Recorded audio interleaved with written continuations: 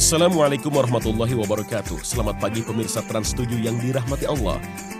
Alhamdulillah telah datang bulan Ramadan, bulan yang penuh kemuliaan, bulan yang tentunya telah dinanti seluruh umat muslim di segala penjuru dunia. Setelah penantian selama 1 tahun, akhirnya Allah memberikan lagi kesempatan pada kita untuk bertemu dengan bulan yang istimewa. Bulan Ramadan identik dengan berpuasa. Mumpung masih di awal minggu Ramadan, mari kita ketahui apa sajakah keutamaan bulan Ramadan. Pemirsa, mari kita simak khazanah Ensiklopedia Islam Dunia.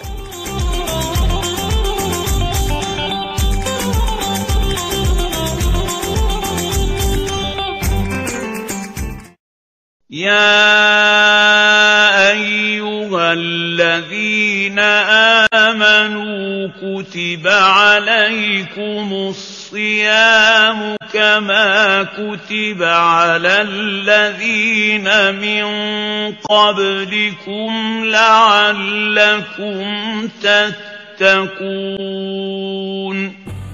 Hai orang-orang yang beriman, diwajibkan atas kamu berpuasa sebagaimana diwajibkan atas orang-orang sebelum kamu agar kamu bertakwa. Dalam surat Al-Baqarah ayat 183 tersebut telah dijelaskan dasar bagi kaum muslim untuk berpuasa. Sesuai dengan surat tersebut, puasa berkaitan erat dengan keimanan.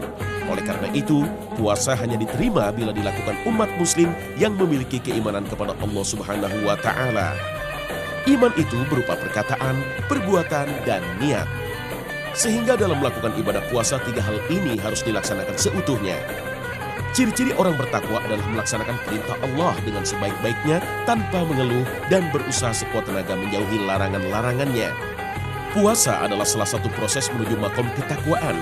Dalam melewati proses ini, kadangkala ada yang sukses dan ada yang masih tahap pertama. Hampir setiap bulan Nabi SAW tidak pernah meninggalkan puasa sunnah, akan tetapi tidak ada puasa yang dilakukan sebulan penuh kecuali puasa bulan Ramadan. Nabi SAW benar-benar menjalankan puasa dengan sebaik-baiknya, baik itu puasa yang wajib yaitu Ramadan ataupun sunnah. Beliaulah yang paling takwa karena beliau benar-benar melalui proses dan tahap yang berliku sehingga mencapai derajat kesempurnaan yang paling tinggi dalam ketakwaan kepadanya. Ramadan dalam bahasa Arab yaitu Ramida atau Ar-Ronad yang artinya panas terik atau kekeringan. Bangsa Arab pada waktu itu mengikuti penghitungan hari Babilonia atau sekarang disebut Irak. Bangsa Babilonia yang budayanya pernah sangat dominan di utara Jazirah Arab menggunakan lunisolar calendar atau penghitungan tahun berdasarkan bulan dan matahari sekaligus. Ramadan sebagai bulan ke-9 selalu jatuh pada musim panas yang sangat menyengat. Sejak pagi hingga petang, batu-batu gunung dan pasir gurun terpanggang oleh sengatan matahari musim panas yang waktu siangnya lebih panjang daripada waktu malamnya. Di malam hari, panas di bebatuan dan pasir sedikit berkurang, namun sebelum hawa menjadi benar-benar dingin, sudah datang lagi pagi hari. Demikian terjadi berulang-ulang sehingga setelah beberapa pekan terjadi akumulasi panas yang menghanguskan. Hari-hari itu disebut bulan Ramadan, bulan dengan panas yang menghanguskan. Masih terkait dengan makna Ramadan, setelah umat Islam mengembangkan kalender berbasis bulan yang rata-rata 11 hari lebih pendek dari kalender berbasis matahari, bulan Ramadan tak lagi selalu bertepatan dengan musim panas. Orang lebih memahami panasnya Ramadan secara kiasan, karena di hari-hari Ramadan saat orang berpuasa, tenggorokan terasa panas karena kehausan, atau diharapkan dengan ibadah-ibadah Ramadan, maka dosa-dosa terdahulu menjadi hangus terbakar, dan seusai Ramadan, orang yang berpuasa tak lagi berdosa. Puasa Ramadan ditetapkan pada tahun kedua Hijriah, dan hukumnya wajib bagi setiap orang muslim yang baligh atau berakal, serta mampu atau kuat untuk melakukan puasa. Sedangkan pahala ibadah puasa secara khusus Allah sendiri yang akan membalasnya. Sebagaimana diriwayatkan Bukhari dan Muslim yang berbunyi, semua amal ibadah anak Adam untuknya, kecuali puasa hanya untukku, dan aku sendiri yang akan membalasnya. Ramadan adalah saat refleksi spiritual, perbaikan, dan peningkatan keimanan dan ibadah. Umat muslim diharapkan untuk berupaya lebih dalam mengikuti ajaran Islam. Puasa atau saum dimulai saat fajar dan berakhir saat matahari terbenam. Selain berpantang dari makan dan minum, umat Islam juga meningkatkan kemampuan dalam menahan diri seperti berpantang dari hubungan suami istri serta berbicara dan berperilaku yang tidak bermanfaat. Tindakan puasa diibaratkan sebagai cara untuk mengarahkan hati jauh dari kegiatan duniawi. Tujuannya adalah untuk membersihkan jiwa dari perbuatan dosa. Ramadan juga mengajarkan umat Islam bagaimana praktik disiplin yang lebih baik, pengendalian diri, pengorbanan, dan empati pada mereka yang kurang beruntung, sehingga mendorong tindakan kemurahan hati untuk berzakat.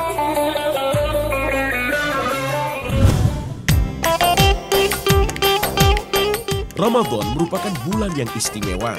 Pada bulan inilah Al-Quran diturunkan, seperti firman Allah Ta'ala dalam surat Al-Baqarah ayat 185. Syahru Ramadan alladhi unzila fihi al-Qur'anu hudan linnasi wa bayyinatin من الهدى والفرقان فمن شهد منكم الشهر فليصمه ومن كان مريضا أو على سفر فعدة من أيام أخر يريد الله بكم اليسر ولا يريد بكم العسر ولتكملوا العدة ولتكبروا الله على ما هداكم ولعلكم تشكرون. Al-Quran adalah kalamullah yang diturunkan kepada Rasul kita Muhammad SAW. Al-Quran merupakan penyempurna dari kitab-kitab yang diturunkan sebelumnya. Dimulai dengan surat Al-Fatihah dan ditutup dengan surat An-Nas, serta membaca Al-Quran merupakan ibadah berdasarkan hadis Rasulullah SAW dari hadis riwayat Bukhari. Barang siapa yang membaca satu huruf dari Al-Quran, maka baginya satu kebaikan, dan setiap kebaikan dilipat gandakan menjadi 10 kali lipat.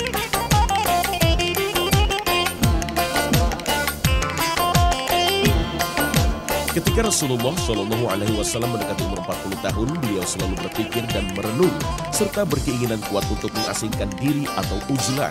Akhirnya, dengan mempersiapkan bekal makanan dan minuman, beliau menuju Gua Hira yang terdapat pada Gunung Rahmah sebagai tempat beruzlah yang berjarak 2 mil dari kota Mekah. Uzlah ini dilakukan 3 tahun sebelum masa kerasulan selama 1 bulan Ramadan penuh.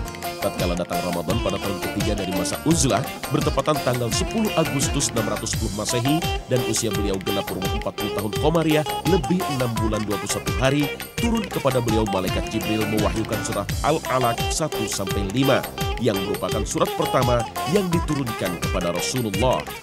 Iqra' bismi rabbikal ladzi khalaq khalaqal insana min 'alaq Iqra' wa rabbukal akram alladzi 'allama bil qalam 'allamal insana ma lam ya'lam.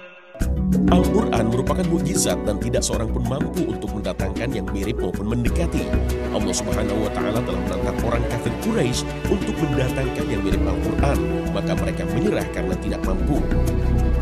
Selain itu, Al-Quran merupakan penawar obat hati dari penyakit syirik, nifak, dan yang lainnya.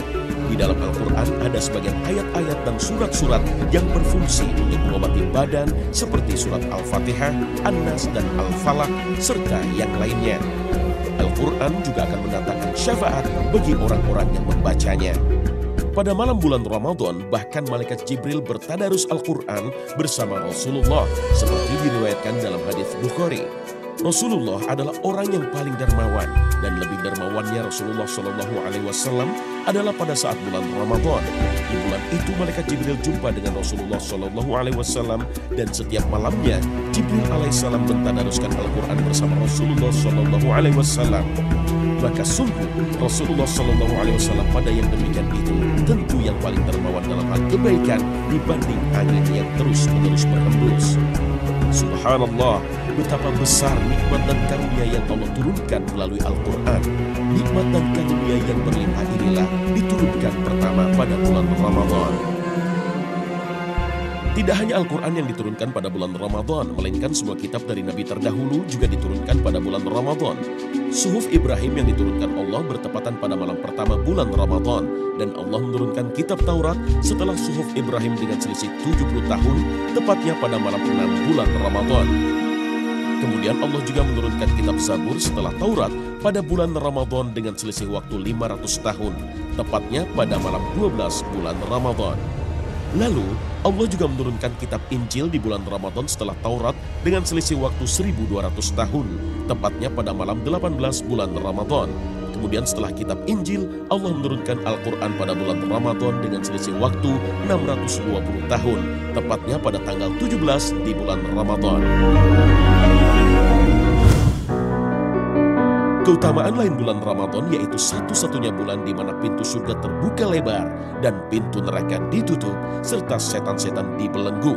Seperti sabda Rasulullah SAW dalam hadis riwayat Bukhari dan Muslim. Apabila Ramadan tiba, pintu surga dibuka, pintu neraka ditutup, dan setan pun dibelenggu.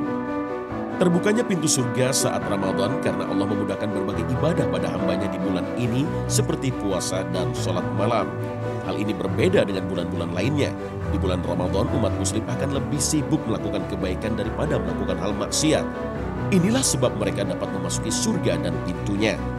Sedangkan tertutupnya pintu neraka dan terbelenggunya setan inilah yang mengakibatkan seseorang mudah menjauhi maksiat saat bulan Ramadan. Di bulan mulia ini pintu-pintu surga dibuka. Inilah kesempatan emas untuk memperbanyak amalan kebaikan. Banyak sekali amalan kebaikan yang bisa diamalkan di bulan ini. Peluang untuk menambah pundi-pundi pahala pun terbuka lebar. Di siang hari melaksanakan kewajiban puasa, dilanjutkan dengan sholat tarawih di malam harinya. Bersedekah di bulan ini sangat dianjurkan, termasuk juga memberi makan orang yang berbuka. Melaksanakan sahur pun juga bisa mendapat tambahan berkah. Membaca Al-Quran dan memahaminya sangat dianjurkan untuk diperbanyak di bulan ini. Belum lagi amalan-amalan ibadah yang diperintahkan di 10 hari terakhir seperti menghidupkan malam dengan ibadah, melaksanakan iktikaf, dan menunaikan zakat. Juga masih banyak amalan-amalan ketaatan lain yang bisa dilakukan. Begitu banyak pintu-pintu kebaikan terbuka, seorang muslim sepantasnya merangkul amalan-amalan tersebut sebagai harapan serta ikhtiar untuk menggapai surga Allah Ta'ala. Ada beberapa hal yang dapat menyebabkan manusia terjerumus ke dalam perbuatan maksiat, salah satunya yaitu godaan setan. Di bulan Ramadan, setan-setan dibelenggu, sehingga manusia akan lebih mudah untuk meninggalkan perbuatan maksiat. Setan-setan dibelenggu agar manusia tidak tergoda untuk melakukan dosa dan kemaksiatan seperti bulan-bulan lainnya. Maka di bulan Ramadan, semakin banyak umat muslim yang berlomba-lomba dalam berbuat kebajikan. Momentum ini sangat tepat bagi kita untuk meninggalkan maksiat dan memperbanyak amal soleh. Dibelenggunya setan-setan bukan berarti tidak ada maksiat sama sekali di bulan mulia ini. Akan tetapi, maksiat yang terjadi akan relatif lebih sedikit dibanding bulan-bulan lainnya. Masih ada faktor-faktor lain yang menyebabkan terjadinya maksiat seperti godaan nafsu dan tabiat buruk manusia. Pada bulan Ramadan terdapat suatu malam yang lebih baik dari 1000 bulan, yaitu Lailatul Qadar atau malam kemuliaan. Pada malam inilah, yaitu 10 hari terakhir di bulan Ramadan, saat diturunkannya Al-Quranul Karim. Allah Ta'ala berfirman dalam surat Al-Qadar ayat 1-3. Inna anzalnahu fi lailatul qadr. وَمَا أَدْرَاكَ مَا لَيْلَةُ الْقَدْرِ لَيْلَةُ الْقَدْرِ خَيْرٌ مِّنْ أَلْفِ شَهْرٍ. Lailatul Qadar atau Lailat Al-Qadar yang juga artinya malam ketetapan adalah satu malam penting yang terjadi pada bulan Ramadan. Lailatul Qadar juga diperingatkan sebagai malam diturunkannya Al-Quran. Yang dimaksud dengan lebih baik dari 1000 bulan adalah sholat dan amalan pada Lailatul Qadar lebih baik dari sholat dan puasa di 1000 bulan yang tidak terdapat Lailatul Qadar. Banyak malaikat yang akan turun pada Lailatul Qadar karena banyaknya barokah pada malam tersebut. Turunnya malaikat menandakan turunnya berkah dan rahmat. Sebagaimana malaikat turun ketika ada yang membacakan Al-Quran, mereka akan mengitari orang-orang yang berada dalam majelis zikir, yaitu majelis ilmu. Dan malaikat akan meletakkan sayap-sayap mereka pada penuntut ilmu karena malaikat sangat mengagungkan mereka. Pada malam Lailatul Qadar, banyak yang selamat dari hukuman dan siksa karena mereka melakukan ketaatan pada Allah di malam tersebut. Sungguh hal ini menunjukkan keutamaan luar biasa dari malam Lailatul Qadar. Pada malam Lailatul Qadar dianjurkan untuk memperbanyak ibadah termasuk berdoa seperti yang dikisahkan oleh Aisyah radhiyallahu anha dalam hadis riwayat Tirmizi.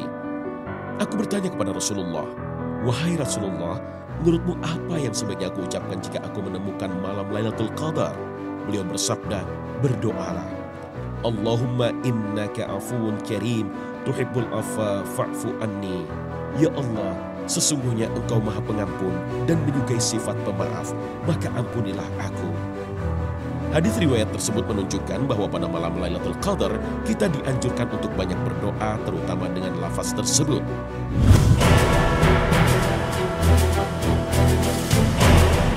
Selain keutamaan luar biasa pada malam Lailatul Qadar, di bulan Ramadan terdapat banyak sekali waktu mustajab.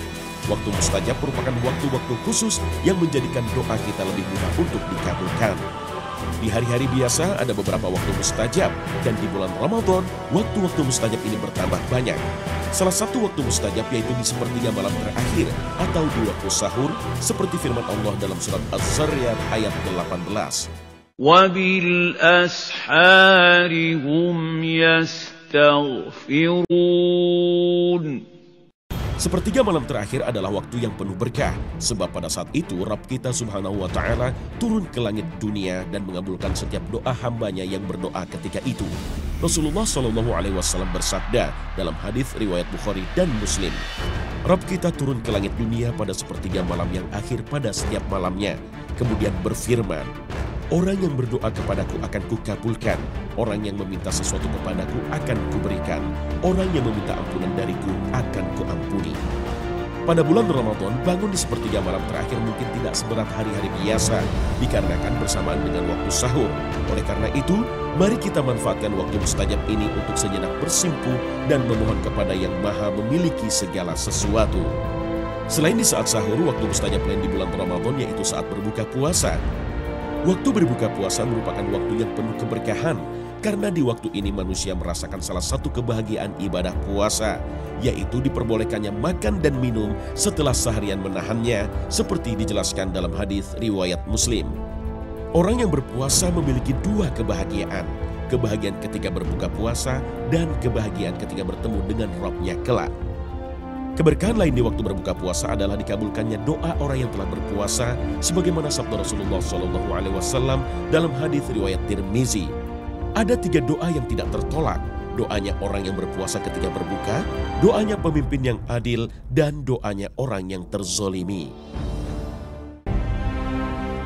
Lalu bagaimana agar doa kita dapat lebih diterima oleh Allah Subhanahu wa Ta'ala? Ada beberapa cara yang dapat kita lakukan saat kita berdoa, yaitu kita harus mengikhlaskan niat hanya bagi Allah semata dan tidak menyekutukan Allah. Selain itu, dalam memanjatkan doa haruslah kita khusyuk, yakni melihat diri dan menyadari bahwa sebenarnya kita ini rendah dan fakir di hadapan Allah serta sangat membutuhkan pertolongannya.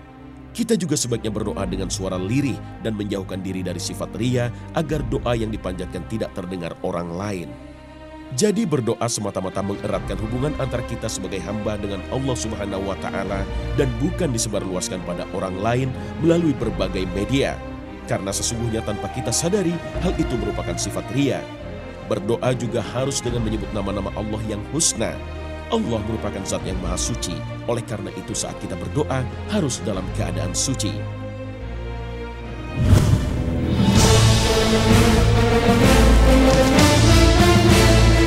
Amalan istimewa lainnya yang hanya ada dalam bulan Ramadan yaitu sholat tarawih.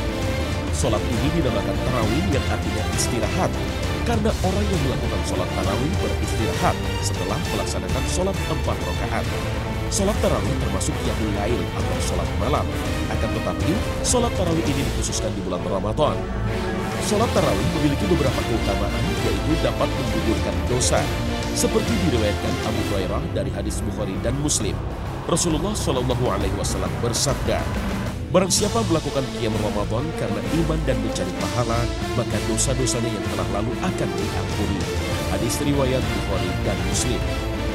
Bulan Ramadan sebagai bulan penuh berkah merupakan bulan di mana amalan kita dilipat gandakan oleh Allah Subhanahu wa Ta'ala.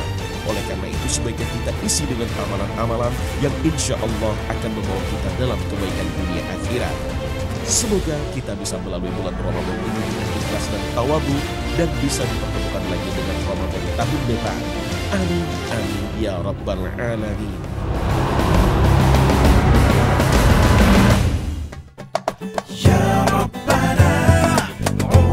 Demikian tayangan Khazanah hari ini. Semoga dapat memberi manfaat untuk semuanya. Mudah-mudahan Allah melimpahkan rahmat dan ampunan kepada kita semua di bulan yang penuh kemuliaan ini. Tetap saksikan Khazanah hanya di Trans 7. Wassalamualaikum warahmatullahi wabarakatuh.